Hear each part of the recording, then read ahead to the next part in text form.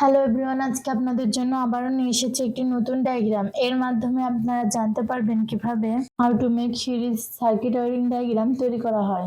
চলুন দেখে নিই কিভাবে তৈরি করা হয়। সার্কিট ব্রেকার, এটির মাধ্যমে একটি লাইন নিয়ন্ত্রণ করা হয়।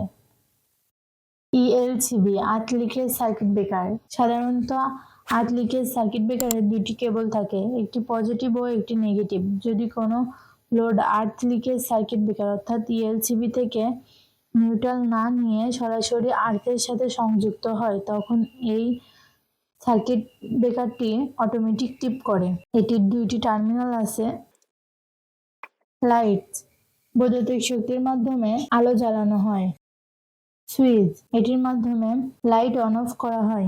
এল, পজিটিভ লাইন সার্কিট ব্রেকারে কানেকশন দেওয়া হলো। পজিটিভ লাইন সার্কিট ব্রেকার থেকে 8 লিকেজ সার্কিট ব্রেকার অর্থাৎ ইএলসিবি তে কানেকশন দেওয়া হলো। ইএলসিবি থেকে পজিটিভ লাইন সুইচে কানেকশন দেওয়া হলো। সুইচ থেকে পজিটিভ লাইন লাইটে কানেকশন দেওয়া হলো। নেগেটিভ লাইন ইএলসিবি তে কানেকশন দেওয়া হলো। নেগেটিভ লাইন লাইটে কানেকশন দেওয়া হলো।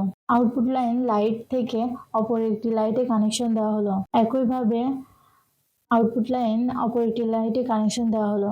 এই ডায়াগ্রামটি পুরোপুরি সম্পূর্ণ হয়েছে।